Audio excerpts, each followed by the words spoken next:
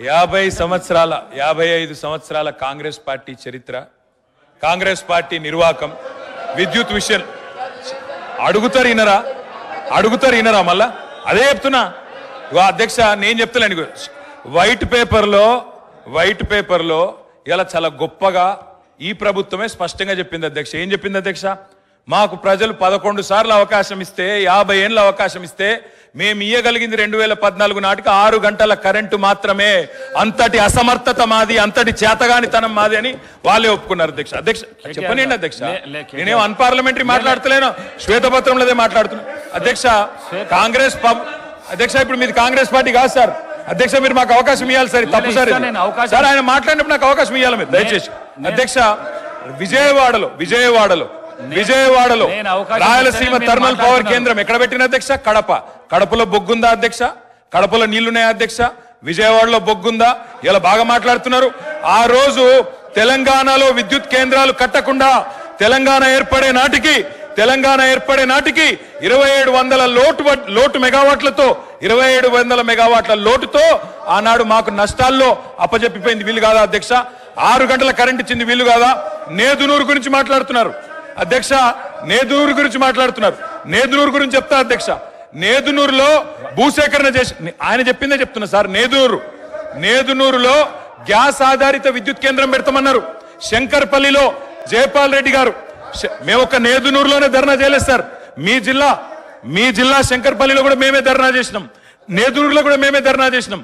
2 దగ్గరలో రైతుల భూములు తీసుకున్నారు. గ్యాస్ గారు అడిగిన ప్రశ్నకు జవాబే ఇవ్వండి మీరు దయచేసి.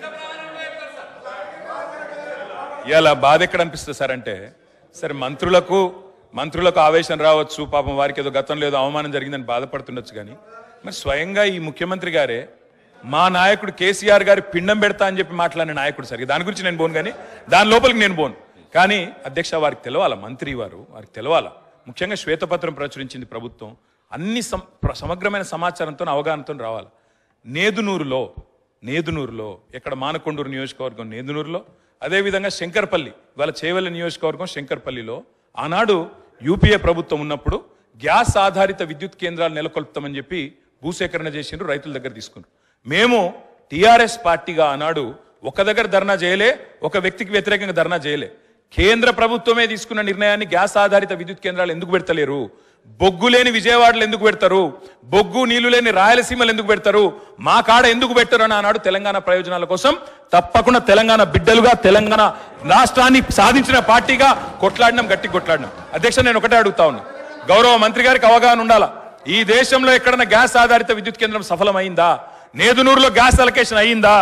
ఏదో అక్కడ హాట్ స్పాట్స్ గా భూములు తెచ్చిండ్రు, ఏదో క్లియరెన్స్ అన్నారు, పారేసిపోయిండ్రు తప్ప ఆనాడు యూపీఏలో జయపాల్ రెడ్డి గారు స్వయంగా పెట్రోలియం శాఖ మంత్రిగా ఉండే గ్యాస్ అలొకేషన్ చేయలేదు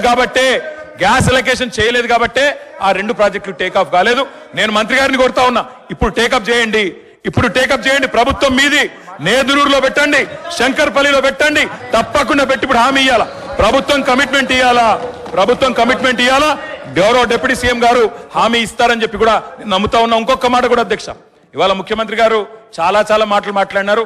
ఒక మాట మాత్రం నేను చెప్తా అధ్యక్ష, ఇవాళ నోటికొచ్చినట్టు అక్బరుద్దీన్ ఓవైసీ గారు మాట్లాడుతుంటే వారిని అవమానిస్తారు, ఇక్కడ మేం మాట్లాడితే మమ్మల్ని అవమానిస్తారు సార్. సార్ ఒక నిమిషం సార్.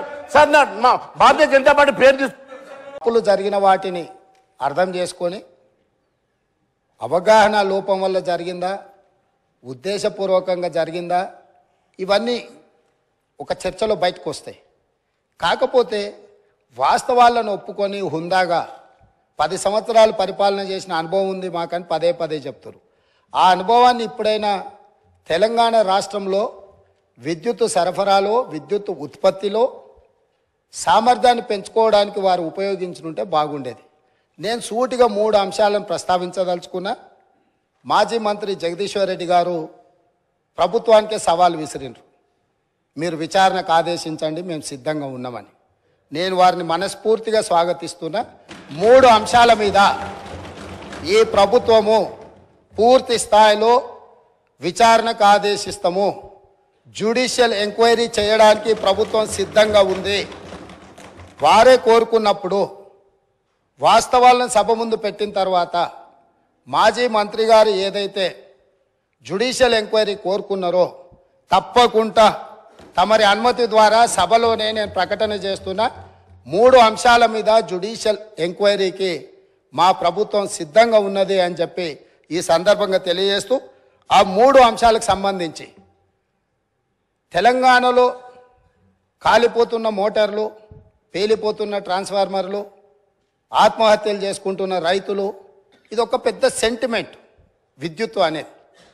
ఈ ప్రజల యొక్క సెంటిమెంటును ఏ రకంగా గత ప్రభుత్వము ఆర్థిక ప్రయోజనాల కోసము వినియోగించుకున్నదో ఈ అంశాలు ఈరోజు బయటికి రావాల్సి ఉన్నది. అందులో భాగంగానే ఛత్తీస్గఢ్ ఒప్పందం. మన రాష్ట్రంలో విద్యుత్తు ఉత్పత్తి సరిపోవడం లేదు, అత్యవసరంగా మన అవసరాలు తీర్చాల్సిన అవసరం ఉన్నది. కాబట్టి ఏ టెండర్లు లేకుండానే డైరెక్ట్గా మేము ఆ ఛత్తీస్గఢ్ ప్రభుత్వానికి సంబంధించిన ప్రభుత్వ సంస్థతో తెలంగాణ రాష్ట్ర ప్రభుత్వం డిస్కాంలు ఒప్పందం చేసుకుంటున్నాయని ఆ రోజు ఇదే సభలో ఈ ఒప్పందాలతో 1000 కోట్ల రూపాయల భారం పడబోతుంది, ఈ భారాన్ని తెలంగాణ ప్రజలు భరించలేని పరిస్థితికి దారితీస్తుంది, ఈఆర్సీ ముందల మేము ఫిర్యాదులు చేయడమే కాకుండా మా వాదనలు వినిపించినాం. ఈ సభలో ఆనాటి ముఖ్యమంత్రి చంద్రశేఖరరావు గారికి మేము చెప్పే ప్రయత్నం చేస్తే మార్షల్స్ను పెట్టి మమ్మల్ని బయటికి గెంటేసి ఆ రోజు ఛత్తీస్గఢ్తోని తెలంగాణ రాష్ట్ర ప్రభుత్వం ఒప్పందం చేసుకుంది. దీనికి సంబంధించి విద్యుత్తు జేఏసీకి సంబంధించిన తెలంగాణ ఉద్యమంలో క్రియాశీలక పాత్ర పోషించిన ఒక జెన్కో ట్రాన్స్కో అధికారి నివేదిక ఇచ్చి ఈ ఒప్పందం వల్ల నష్టం జరుగుతుంది అన్నందుకు అతన్ని ఎక్కడనో మారుమూల ప్రాంతానికి బదిలీ చేసి కక్ష సాధింపుగా అతనికి ఉన్న హోదాను తగ్గించి ఒక చిన్న ఉద్యోగంలో నియమించారు అధ్యక్ష. వారు ఇక్కడ సభ్యుడు కాదు కాబట్టి వారి పేరు తీసుకుంటలేను.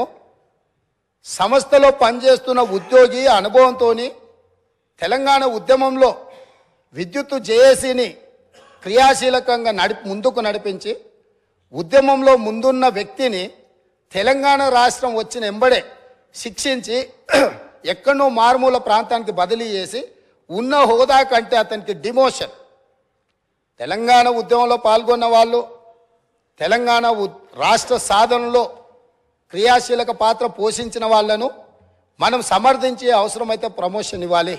ఒకవేళ ప్రమోషన్ ఇవ్వడానికి మీకు మనస్కరించకపోతే ఉన్న హోదాలనైనా ఉంచాలి. అలా కాకుండా శిక్షించి బదిలీ చేసిండ్రు. అతను కూడా ఆనాడు ఈఆర్సీ ముందు తన వాదన వినిపించిండు. ఆ వాదనను పెడచెవిన పెట్టి ఛత్తీస్గఢ్ ఒప్పందం చేసుకుండ్రు.